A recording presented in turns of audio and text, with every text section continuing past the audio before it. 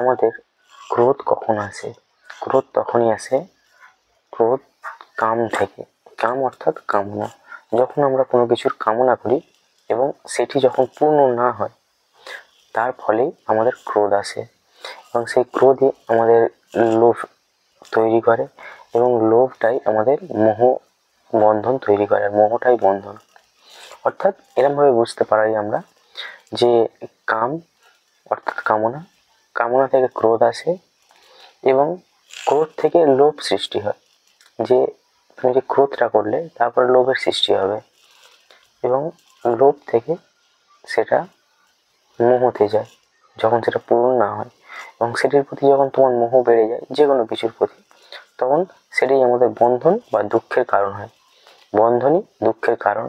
অর্থাৎ একদম শুরুতে যদি আমরা যাই, যে কামনাটাই আমাদের অ্যাকচুয়াল বন্ধন এবং দুঃখের কারণ বলা যেতে পারে। আর কামনা যখন আমি থাকি তখনই আমার কামনা থাকে এবং আমি যখন না থাকি তখন আমার কোনো কামনা থাকে না। এই যে আমি, এটাই হচ্ছে কি বন্ধন বলতে পারো।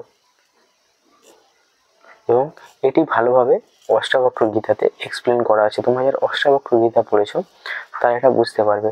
সেখানে রাজা জনককে অষ্টাবক্র ঋষি বলছেন যে বন্ধন আমি মানেই বন্ধন, যখন আমি নেই তো আমি মুক্ত। তো আমরা এই প্রত্যেকেই এটা ফিল করি, সেটা আমরা ঘুমন্ত অবস্থায়। ঘুমন্ত অবস্থায় বলতে যখন আমরা গভীর নিদ্রায় থাকি এবং যখন কোনো শ্রীকৃষ্ণের কথাই যে যখন নর্মাল ব্যক্তি ঘুমায় তখন মনই জেগে থাকে। অর্থাৎ ঘুমায় মানে কি, তখন শরীর রেস্ট করে কিন্তু তার অ্যাকচুয়াল যে চেতন অবস্থা সে তখন সচেতন থাকে এবং এটাও আমরা করতে পারি। এটা আমরা কিভাবে করব? এটা যদি আমরা করতে পারি তার জন্য কিছু টেকনিক আছে। তার দ্বারা আমরা ঘুমন্ত অবস্থায় আমাদের শরীর পুরোপুরি রিল্যাক্স করবে কিন্তু আমরা জেগে থাকবো। যারা বীজ মন্ত্র জপ করে তারা এটা ভালোভাবে বুঝতে পারবে যে বীজ মন্ত্র জপ করতে করতে সে একটা সময় যখন ঘুমিয়ে পড়ে কিন্তু সে অ্যাকচুয়ালি ঘুমায় না। বা কেউ যখন ধ্যানের গভীর অবস্থায় যায় তখন সেই সচেতন সত্তার সাথে তার সাক্ষাৎ হয়, কিছুক্ষণ সেই তার অনুভূতিতে সে ঘুমিয়ে পড়ে। কিন্তু সে যদি জেগে থাকতে পারে অর্থাৎ সচেতন অবস্থায় থাকতে পারে, তখন তার শরীর এবং আমি বা মন সম্পূর্ণরূপে ঘুমিয়ে যায় কিন্তু তার অ্যাকচুয়াল আমি জেগে থাকে। অর্থাৎ মনের যে রেস্ট, মনের যে ঘুম, সে আমাদের সত্তার সাথে যতক্ষণ আমরা কানেক্ট না করতে পারি আমরা রেস্ট পাই না। তাই আমরা নিজেদেরকে এত ভালোবাসি এবং আমাদের সেই সত্তার সাথে কানেক্ট করার জন্যই আমরা সব কিছু করি। আমরা আনন্দ বাইরে খুঁজে বেড়াই, যা অ্যাকচুয়ালি বাইরে না আমাদের ভিতরে আছে। এবং সেই আমরা আমাদের ভিতরে আনন্দ তখনই খুঁজে পাই যখন আমরা সত্তার সাথে কানেক্ট হই, যখন আমাদের মনটা হাত থেকে আমাদের নাগাল ছেড়ে যায় এবং মনটা আমরা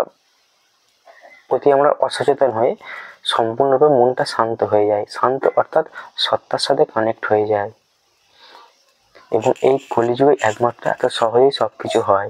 তার ফলে লোক মদ খায়, কেউ বিভিন্ন রকম সাবস্টেন্স নেয়, তবে এর ফলে তারা কানেক্ট তো করে কিন্তু অসচেতনভাবে। এবং এর একটি সাইড ইফেক্টও আছে এবং এটা আসক্তিতে পরিণত হয়। তাই এরকম যতটা নিয়ন্ত্রণে করা যায় বা না করাটাই ভালো, সেটা আমাদের বুঝতে হবে।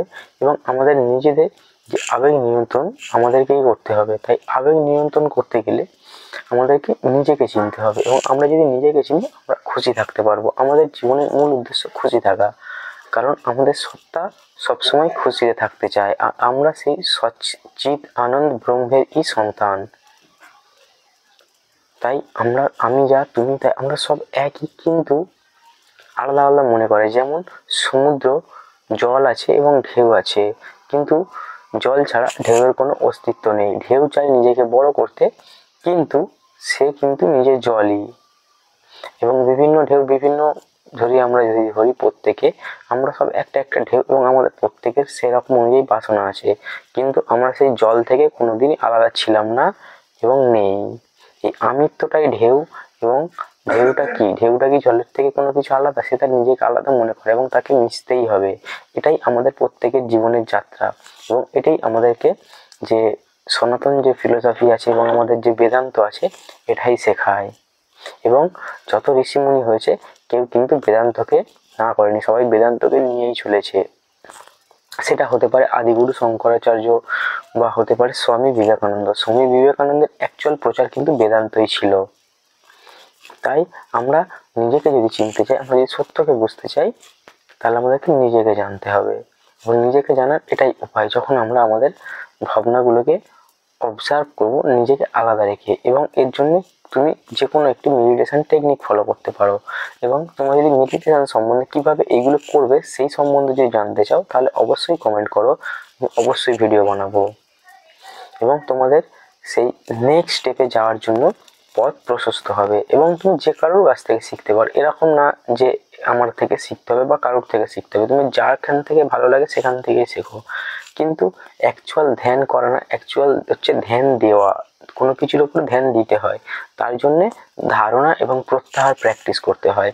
ধারণা অর্থাৎ কোনো জিনিসকে ধরে রাখা, এবং প্রত্যাহার মানে তুলে নেওয়া। যেমন ধরো তুমি যখনই কোনো ধ্যানে বসবে তোমার মনটা বারবার অন্য দিকে চলে যাবে, এবং তোমাকে প্রত্যাহার প্র্যাকটিস করতে হবে, মানে মনটাকে সেখান থেকে তুলে নিয়ে আসতে হবে। এবং ধারণা প্র্যাকটিস করতে হবে, মনটা সেখান থেকে তুলে তোমার যে ধ্যেয় বস্তু আছে, যার উপর তুমি মন একাগ্র করছো, তার উপরে লাগাতে হবে। তো আমাদের ধারণা এবং প্রত্যাহার প্র্যাকটিস অবশ্যই প্রয়োজন। আমরা যদি ধারণা প্রত্যাহার প্র্যাকটিস করি তাহলে আমরা ধ্যান এমনিতেই করতে পারবো। সো আজকের এই ভিডিওটি এই পর্যন্তই। পরবর্তী নেক্সট ভিডিও দেখার জন্য তোমরা অবশ্যই কমেন্ট করো কোন বিষয়ের উপর ভিডিও দেখতে চাও, আমি অবশ্যই ভিডিও বানাবো, যাতে তোমরা সবাই এই সত্যটাকে বুঝে আমরা প্রত্যেকে, আমরা সবাই যে এক, আমরা যে জল, যে আমরা আমাদের অস্তিত্বের দিকে ফিরে যাব। তাই আমরা সবাই এক। হরি ওম তৎসৎ। সবাই এক, কেউ আলাদা নয়, কিন্তু শুধু মোহ বন্ধনের ধারাই আমরা সবাই আলাদা মনে করি। সবাই ভালো থেকো, ধন্যবাদ।